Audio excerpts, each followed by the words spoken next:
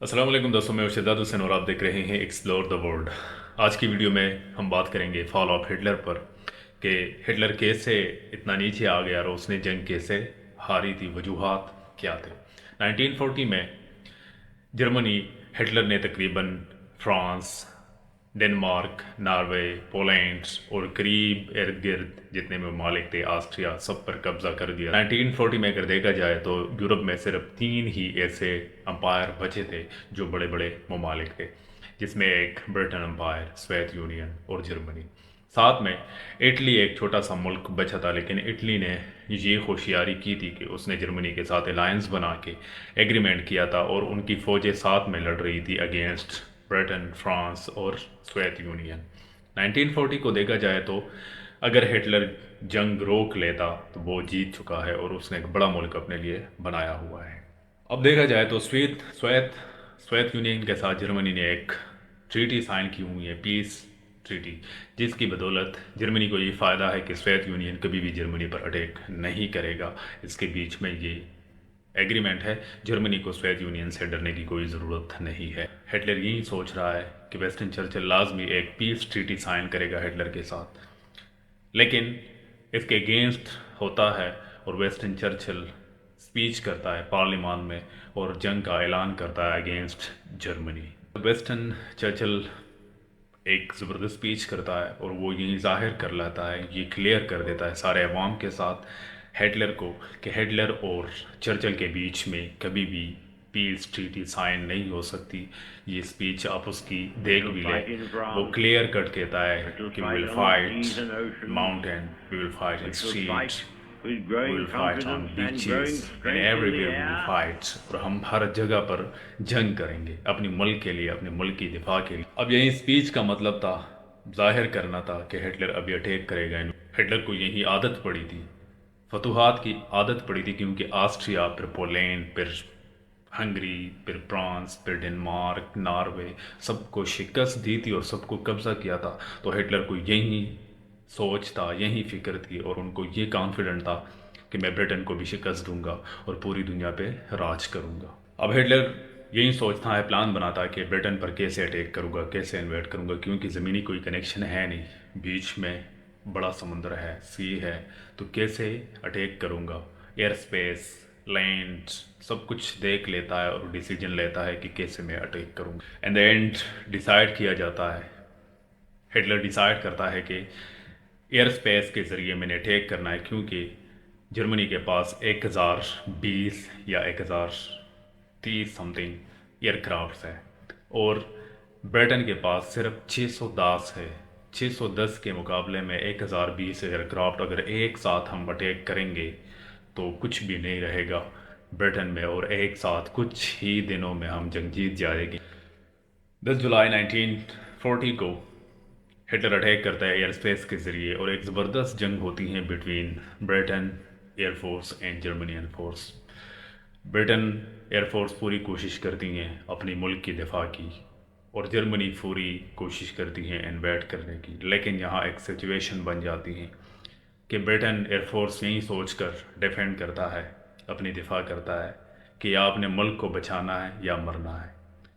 उसके लिए उसके पास पाने के लिए कुछ नहीं होता, लेकिन जर्मनी यही सोचता है कि पा लिया तो फायदा है और खोया तो कुछ नहीं खोया। इसमें सोल्जर में, एयरफोर्स, आर्मी में एक मोटिवेशन पैदा होती है ब्रिटेन एयरफोर्स में कि वो बहुत जज्बे के साथ अपने मुल्क को बचाने के लिए लग जाते हैं। और आप हैरान होंगे कि किस तरह रिजल्ट मिला है उसी टाइम 1940 10 जुलाई को ब्रिटेन अम्पायर को। ऐसा कहीं ज़िंदगी में नहीं मिला। शुरुआत में ब्रिटेन अम्पायर को बहुत नुकसान होता है, लेकिन जब वो गलती से जर्मन एयरक्राफ्ट लंदन पर बम गिराते हैं और उससे पूरा लंदन शहर जल जाता है, तो उस बम गिराने के साथ सिचुएशन बदल जाती है। वेस्टर्न चर्चिल भी यही डिसाइड करता है कि अगर ये हमारे शहरों को तबाह कर रहे हैं तो हम भी इनके शहरों को तबाह करेंगे। और एयरफोर्स को ऑर्डर मिलता है कि जर्मनी के शहर बर्लिन पे अटैक करो। जब बर्लिन में बम गिराए जाते हैं, आग जल जाती हैं, लोग जलते हैं, मरते हैं, तो शुरू में हिटलर तो इतना सीरियस नहीं लेता, लेकिन जब ये कंटिन्यू हो जाता है तो बहुत ज़्यादा नुकसान हो। जब कंटिन्यूली बर्लिन पर बम गिराए जाते हैं तो हिटलर इसी को सीरियस ले लेता है और वो ये डिसाइड कर रहे हैं कि अगर ये बर्लिन पर अटैक करे तो हम भी लंदन को तबाह करेंगे। और आखिरकार हिटलर 15 सितंबर 1940 को ऑर्डर देता है ऑल एंड आउट एयरफोर्स जितनी भी है 1000 प्लस एयरफोर्स लंदन पे अटैक करने के लिए चल पड़ते हैं। जब आसमान में 1000 फाइटर जेट्स किसी मुल्क की तरफ जा रहे हैं तो ये बहुत ख़तरनाक और खौफनाक मंजर बन जाता है, जिसमें 600 समथिंग बम गिराने वाले होते हैं और 400 समथिंग फाइटर होते हैं। दूसरी साइड में ब्रिटेन अम्पायर के पास 630 एयरक्राफ्ट हैं, सिर्फ 1000 प्लस एयरक्राफ्ट के मुकाबले में। ब्रिटेन अपने एयरफोर्स को रेडी करता है, एक ज़बरदस्त जंग हो जाती है, फ़िज़ा में एक अजीब सा माहौल बन जाता है। एक तरफ से 1000 तियारे, एक तरफ से 1000 एयरक्राफ्ट्स 1000 एयरक्राफ्ट्स, दूसरी तरफ से सिर्फ 630 और 620, और पूरे फ़िज़ा में एक होलनाक जंग हो जाती है। ब्रिटेन अम्पायर के एयरफोर्स वो यही सोचती हैं कि ये वतन अपना है, इसकी दिफा करना है, अगर खो दिया तो सब कुछ खो देंगे, इसलिए अपनी वो जान सब कुछ लगा के, सारी एनर्जी लगा कर जर्मन अम्पायर के एयरफोर्स का मुकाबला करते हैं। और सिर्फ 29 एयरक्राफ्ट वो अपने खो जाते हैं और जर्मनी अम्पायर की तरफ से 60 प्लस एयरक्राफ्ट गिर कर तबाह हो जाते हैं। इस जंग को battle of the London day का नाम दिया जाता है और ब्रिटेन अम्पायर की एयरफोर्स इसमें कामयाब हो जाते हैं कि वो जर्मनी अम्पायर की एयरफोर्स अटैक को रोक देता है और अपने मुल्क की पूरी तरह दिफा कर लेते हैं। हिटलर के लिए बहुत बड़ा लॉस होता है क्योंकि उसको फतूहात की आदत पड़ी हुई थी, इन्वेड करने की आदत पड़ी हुई थी। वो कभी हार मानने वाला था नहीं, वो हार को एक्सेप्ट करने वाला इंसान नहीं था। ये दिन हिटलर के लिए बहुत अफसोसनाक साबित हो जाती है और वो ऑपरेशन सी कैंसिल करता है। इसी ऑपरेशन को उसने ऑपरेशन सी का नाम दिया था और अपनी नज़रें जमा लेता है सोवियत यूनियन पर। सोवियत यूनियन पर वो क्यों अपनी नज़रें जमा लेता है? वो इसलिए इस पर अपनी नज़रें जमा लेता है कि अगर मैंने सोवियत यूनियन को कब्ज़ा किया, इन्वेड किया, तो इतनी बड़ी ज़मीन मेरे पास आएगी और इसके बाद मैं एक सुपर पावर बन जाऊंगा।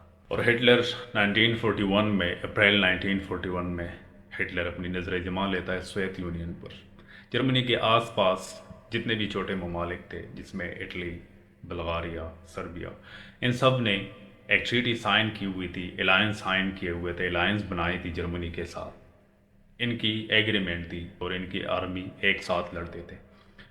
अभी सोवियत यूनियन पर हिटलर अटैक करना चाहता है, इन्वेड करना चाहता है, उसके लिए प्लान कर रहा है क्योंकि हिटलर रुकने वाला नहीं है और वो पूरी दुनिया को अपने कब्ज़े में लेने के ख्वाहिशमंद है। अब इटालियन डिक्टेटर मुसोलिनी लगा हुआ है लीबिया को इन्वेड करते हुए, लेकिन बीच में ब्रिटेन फ्रांसिस जो मौजूद है उसकी वजह से उसको मुश्किलात का सामना पेश आ रहा है। इसलिए जर्मनी यानी हिटलर कुछ ट्रूप्स इटाली की मदद के लिए भेज देता है और इसके साथ साथ जर्मनी और इटालियन साथ में ग्रीक और लीबिया पर भी कब्ज़ा जमा लेते हैं। एक्चुअली हिटलर को इतना इंटरेस्ट नहीं था, दिलचस्पी नहीं थी ब्रिटेन अम्पायर पर इन्वेड करने की और ब्रिटेन को कब्ज़ा करने में, लेकिन जब ब्रिटेन अम्पायर यानी चर्चिल ये ऐलान करता है कि we will fight against Germany, सो उसके बाद हिटलर यही सोचता है कि अभी जंग करना पड़ेगा और वो इन्वेड करने की कोशिश करता है बाई ईयर, लेकिन वो फेल हो जाता है। दोस्तों, सोवियत यूनियन पे अटैक करना हिटलर का सबसे बड़ा मसला ये होता है कि वो कम्युनिस्ट लोगों से सख्त नफरत करता है और उस वजह से वो चाहता है कि मैं सोवियत यूनियन को अपने कब्ज़े में ले लूँ। इसके साथ साथ वो सोवियत यूनियन पे अटैक करने की तैयारी कर लेता है। हिटलर हार को मानने वाला नहीं था, उसकी पावर ने उसको बिल्कुल पागल कर दिया था और वो यही सोचता था कि मैं कुछ भी अचीव कर सकता हूँ, किसी भी मुल्क को मैं इन्वेड करके कब्ज़ा कर सकता हूँ। और मेरे हिसाब से और सारे फ़िलासफ़र जितने भी राइटर्स हैं वो भी यही कहते हैं کہ سوویت یونین پر اٹیک کرنا ہٹلر کی سب سے بڑی غلطی ہوتی ہے، اور اس غلطی کی وجہ سے ہٹلر ورلڈ وار 2 ہار جاتا ہے۔ اپنی آرمی کو 3 حصوں میں ڈیوائیڈ کرتا ہے، 3 حصوں کے لیے گروپ اے، بی اینڈ سی۔ اب ہر حصے کا اپنا اپنا ایک پلان اور مشن ہوتا ہے۔ پہلا حصہ اٹیک کرے گا بالٹک ریجن سے، سیدھا جائے گا لیننگراڈ۔ دوسرا حصہ سیدھا اٹیک کرے گا ماسکو پر، اور تیسرا حصہ اٹیک کرے گا یوکرین کی سائڈ سے سوویت یونین پر۔ اور دوستو یہ آپریشن ہوتا ہے، شروع ہو جاتا ہے 22 جون 1941 کو۔ سوویت یونین کی آرمی جرمنی کی آرمی کے نسبت بہت بڑی ہوتی ہے۔ سوویت یونین کے پاس 10,000 ٹینکس ہوتے ہیں، 10,000 ٹینکس، اور جرمنی آرمی کے ساتھ صرف 6,000 ٹینکس ہوتے ہیں۔ لیکن جرمنی ٹینکس اور آرمی ٹیکنالوجی کے لحاظ سے پاورفل ہوتا ہے، اور سوویت یونین کے ٹینکس اور آرمی ٹیکنالوجی کے لحاظ سے زیادہ پاورفل نہیں ہوتے۔ اسی وقت دوستو سوویت یونین کے امپائر چلے جاتے ہیں برٹن کے پاس اور الائنس بناتے ہیں، ایک ایگریمنٹ ٹریٹی سائن کرتا ہے اگینسٹ جرمنی کے متحدہ آرمی بنانے کے لیے، اور اس کے خلاف متحدہ آرمی بنا کر جنگ لڑنے کا پلان بنایا جاتا ہے۔ یہاں پر ایک پوائنٹ ہے کہ برٹن امپائر سیدھی اپنی پاور اور الائنس، اپنی آرمی سوویت یونین کی طرف نہیں بھیجا جا سکتا باہری رستے کے ذریعے، کیونکہ بیچ میں ڈنمارک، ناروے آتا ہے، اور اس کی وجہ سے وہ وہاں پر اس کی آرمی کو شکست کا سامنا کرنا پڑ سکتا ہے۔ اب ایک پلان بنایا جاتا ہے کہ سیدھا ہم ایران کی رستے سے سوویت یونین کے پاس اپنی آرمی کو بھیجیں گے۔ ایران میں جو امپائرز بیٹھے ہوئے تھے ان کا آلریڈی جرمنی کے ساتھ ٹریٹی سائن ہوئی تھی، اور وہ الائنس میں ایک ساتھ تھے۔ دوسری سائڈ پر جرمنی لگا ہوا ہے سوویت یونین میں اپنی بلیٹس کریگ پلان کے مطابق بہت سارا زمین سوویت یونین کا جرمنی قبضہ کر چکا ہے۔ اب اسی کنڈیشن میں سوویت یونین کو ایک دوسرا فائدہ مل جاتا ہے کہ جاپان کے ساتھ سوویت یونین کا ایک نان ایگریشن ایگریمنٹ ہوتا ہے، جس کی وجہ سے جاپان سوویت یونین پہ کبھی بھی اٹیک نہیں کرے گا۔ تو جاپان کی سائڈ میں جتنے بھی ٹروپس موجود ہوتے ہیں، آرمی موجود ہوتی ہیں، وہ سیدھا بلاتے ہیں سینٹر میں جرمنی کے خلاف جنگ کرنے کے لیے۔ اب دسمبر 1941 میں ایک اور ٹویسٹ آ جاتا ہے کہ جاپان سیدھا چلا جاتا ہے اور یو ایس اے کے پول ہاربر بیس پر اٹیک کرتا ہے، اور اس اٹیک کے ساتھ یو ایس کے تقریباً 3,200 سم تھنگ ٹروپس مارے جاتے ہیں۔ یو ایس ابھی تک خاموش بیٹھا ہوا تھا، اور اسی پوائنٹ پر امریکہ آفیشلی جنگ کا اعلان کرتا ہے جاپان کے خلاف۔ جب امریکہ جاپان کے خلاف اعلان جنگ کرتا ہے تو وہ الائنس بنا لیتا ہے، کس کے ساتھ؟ برٹن کے ساتھ، سوویت یونین کے ساتھ۔ جو ممالک جرمنی کے خلاف لڑ رہے ہیں اس کے ساتھ امریکہ الائنس بناتا ہے، اور یہ آپ دیکھیں تو پھر وہی چین آف فرینڈشپ بن جاتی ہے۔ ہاف یورپ ایک طرف اور ہاف یورپ دوسری طرف پہ ایک دوسرے کے خلاف لڑ جاتے ہیں۔ اب امریکن تیاری پکڑ لیتے ہیں، اور 1942 تک تیاری کر لیتے ہیں جاپان اور جرمنی کے خلاف، اٹالی کے خلاف جنگ کرنے کے لیے۔ 1942 تک جاپان تائی لینڈ اور کمبوڈیا پر انویڈ کر چکا ہے، اور آلریڈی ان ممالک کو وہ قبضہ کر چکا ہوتا ہے۔ 1942 میں ہٹلر ڈیسائیڈ کرتا ہے کہ ساؤتھ سوویت یونین پہ نظر جمانا چاہیے، کیونکہ برٹن امپائر کامیاب ہو جاتے ہیں ایران کے ساتھ ایگریمنٹ میں، اور وہ اپنی امداد اپنے ٹروپس جو ہے وہ ایران کے رستے سے ہوتے ہوئے سوویت یونین کے پاس بھیجتے ہیں۔ اسی چین کو توڑنے کے لیے ہٹلر اسی طرف ساؤتھ کی طرف نظر جما لیتا ہے، اور جب جرمن آرمی اٹیک کرتی ہیں سالنگریڈ شہر میں، تو سوویت یونین اپنے آپ کو فلی ڈیفینڈ کرتا ہے، اپنا پورا دفاع کر لیتا ہے، اور یہاں پر ایک خونریز جنگ ہو جاتی ہے جس میں جرمنی آرمی کو شکست ہو جاتا ہے۔ دوسری طرف سے امریکن الائنس بناتی ہیں برٹن کے ساتھ، اور وہ اٹیک کرتا ہے جاپان پہ۔ جب یہ جنگ ہو جاتا ہے ساؤتھ پیسیفک میں، اور اس جنگ کو بیٹل آف میڈ وے کہا جاتا ہے۔ بیٹل آف میڈ وے میں 4 ایئر کرافٹس جاپان کے اور 2 کروز تباہ ہو جاتے ہیں۔ 12 جون 1942 کو برٹن اور سوویت یونین جرمنی کی آرمی ایجپٹ سے سکسیسفلی باہر نکال پھینک دیتے ہیں، اور اسٹالن گریڈ کی لڑائی بہت لمبی چھڑ جاتی ہے۔ اکتوبر 1944 میں جب سردیاں دوبارہ شروع ہو جاتا ہے تو سوویت یونین کے لیے لڑنا آسان ہوتا ہے، اور جرمنی آرمی کے لیے لڑنا بہت مشکل ہوتا ہے، کیونکہ وہ زیادہ سردی میں وہ لڑنے کے قابل نہیں ہوتا۔ ایک تو یہ وجہ ہوتی ہے، دوسری وجہ یہ ہوتا ہے کہ ان کو کریسٹل دیا جاتا ہے، آئس دیا جاتا ہے، اس کی وجہ سے جتنے بھی نشے کے لوگ عادی ہوتے ہیں ان کو سردی زیادہ لگتی ہے۔ ایک ٹائم پر اسٹالن گریڈ کی شہر میں جرمنی آرمی پوری طرح شہر کو قبضہ کر لیتے ہیں اور اپنا قبضہ جما لیتے ہیں، لیکن جب سردیاں شروع ہو جاتی ہیں تو ان کے لیے وہاں پر رہنا مشکل ہو جاتا ہے۔ اور ورلڈ وار ٹو میں سب سے زیادہ سخت جنگ جو تھی وہ اسٹالن گریڈ کی ہوتی ہے، جہاں پر انتہا کی حد تک سردی میں جرمنی ٹروپس گر جاتے ہیں، اور آخر کار سوویت یونین کی آرمی سکسیسفلی اسٹالن گریڈ کا محاصرہ کرتے ہیں، اور اندر جتنے بھی جرمنی آرمی ٹروپس ہوتے ہیں وہ سرنڈر کر جاتے ہیں۔ یہاں پر ایک اور ٹرننگ پوائنٹ آ جاتا ہے اٹلی کی۔ اٹلی موسولینی جو کہ الائنس بنا لیا ہوتا ہے جرمنی کے ساتھ، اور اپنی آرمی کو جرمنی کے ساتھ سوویت یونین کے خلاف لڑنے کے لیے بھیج دیتا ہے۔ 1943 میں اٹلی کے اپنے عوام موسولینی کے خلاف اسٹرائک کرنے لگ جاتے ہیں، موسولینی کے خلاف لڑائی شروع ہو جاتی ہے، اور اسی مشتعل ہجوم کی وجہ سے موسولینی کا قتل ہو جاتا ہے، اور اٹلی میں ایک نئی سرکار بن جاتی ہے، ایک نئی گورنمنٹ بن جاتی ہے جو اپنے الائنس کو، اپنے آرمی کو، اپنے ٹروپس کو جرمنی کی آرمی سے الگ کر کے اپنے وطن دوبارہ بلا لیتے ہیں، اور اپنے آپ کو ورلڈ وار ٹو سے الگ کر دیتا ہے اور نیوٹرل ہو جاتا ہے۔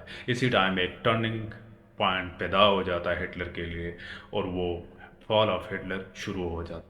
اب دوستو قریب 1.5 lakh army Canada, U S اور برٹن جرمنی کے خلاف پہنچا دیتے ہیں اوشن کے ذریعے فرانس کو آزادی دلانے کے لیے، اور یہ بہت بڑی آرمی ہوتی ہے زمینی جنگ کے لیے جب آ جاتی ہے فرانس کی زمین پر جرمنی کے خلاف۔ اور جب ہٹلر اپنے آخری آپریشن کی تیاری کی جاتی ہے جس کو کہا جاتا ہے دی بیٹل آف بلج، اس کا مقصد صرف یہی ہوتا ہے کہ جرمنی کے اندر جتنے بھی الائٹ ٹروپس، الائٹ فورسز آئے ہوئے ہیں اس کو باہر نکال کے پھینک دے، لیکن اسی ٹائم الائٹ فورس کی طرف سے ایک زبردست اٹیک ہوتا ہے جرمنی کے اندرونی شہروں پر، اور اس کے ساتھ جرمنی کے بہت سارے شہروں کو بہت زبردست نقصان پہنچ جاتا ہے۔ یعنی جرمنی شہر پر، جرمنی کنٹری پر، ہٹلر کے اپنے وطن پر باقی آرمی انویٹ کرنا شروع ہو چکے ہیں۔ اور فروری 1945 میں کریمیا میں ایک یالٹا کانفرنس منعقد کی جاتی ہے، جس میں کہا جاتا ہے، جس میں اعلان کیا جاتا ہے کہ جو بھی آرمی، جو بھی ملک جرمنی پہ حملہ کرنا چاہتا ہے وہ الائنس کو جوائن کر سکتے ہیں۔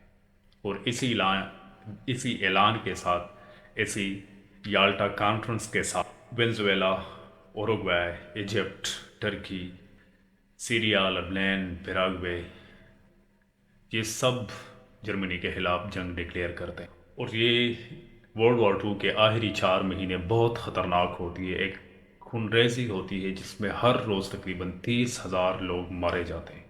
اس 4 مہینوں میں تقریباً ہر روز 30,000 لوگ مارے جاتے ہیں، اور جس طرح الائٹ انویٹ کرتے جا رہے تو ان کو جرمنی کے سنٹر میں ان کو ہٹلر کے کنسنٹریشن کیمپس کے بارے میں پتہ چل جاتا ہے جس میں لاکھوں یہودیوں کو مارا گیا تھا، اور اسی چیز کو ہر شہر کے اندر بمباری کرنا بہت سے سارے لوگوں نے کرٹیسائز بھی کیا تھا کہ کیا ضرورت تھی، یہ ان نیسیسری چیزیں تھی، سویلین پر بم گرانا، ان کے گھروں پر بم گرانا، شہروں پر بم گرانا، جس میں لاکھوں سویلین مارے گئے تھے۔ اور یہاں پر ایک چیز واضح ہو چکی تھی کہ اب جرمنی ہارنے والا ہے، ہٹلر ہارنے والا ہے، اور فائنلی 1945 میں پوری الائٹ فورسز، سوویت یونین کی آرمی برلن کے اندر داخل ہو جاتی ہے، اور جرمنی کی آرمی سرنڈر کرتا ہے۔ اس سے 2 دن پہلے تقریباً ہٹلر سوسائڈ کر لیتا ہے۔ 1945 میں جب کمپلیٹلی جرمنی سرنڈر کر جاتا ہے تو جرمنی کو 2 حصوں میں تقسیم کیا جاتا ہے، West Germany and East Germany, اور ایک نئے پولینڈ ملک کی کریشن ہو جاتی ہے۔ اور آج کل جو یورپ کا نقشہ ہمیں دکھ رہا ہے یہ ورلڈ وار ٹو کی وجہ سے دکھ رہا ہے کہ اس کے بعد سارے ممالک کے لائن اور بارڈر ڈرا کیے جاتے ہیں Poland, Serbia, Bulgaria, Greek, Soviet union, Russia, Ukraine, Finland, Germany, France, ये सारे बॉर्डर वर्ल्ड वॉर टू के यानी 1945 के बाद ड्रा किए गए। जर्मनी में एक नई गवर्नमेंट बन जाती है जो जाकर फ्रांस के साथ हाथ मिलाता है और सदियों पुरानी दुश्मनी को भूल जाता है और अपने साथ ऑयल फील्ड्स वगैरह बाकी इंडस्ट्रीज़ में काम शुरू करते हैं, अपने साथ बिज़नेस शुरू करते हैं। और साल 2000 में सारे यूरोपियन अपने बॉर्डर ख़त्म कर जाते हैं और एक यूरोपियन यूनियन बन जाता है। जर्मनी, फ्रांस, इटली, ऐसा लगता है कि इसके बीच में ऐसी दुश्मनी कभी हुई नहीं है जिस दुश्मनी में करोड़ों बंदे, करोड़ों सिविलियन अपने जान से हाथ धो बैठे थे। और एक स्पेसिफिक पॉइंट जर्मनी सरेंडर कर जाता है, एक नई गवर्नमेंट बन जाती है, लेकिन जापान अभी तक सरेंडर नहीं करता और 2 माह तक वो Soviet union, Canada, US, Britain, France, allied force के ख़िलाफ़ जंग लड़ रही है।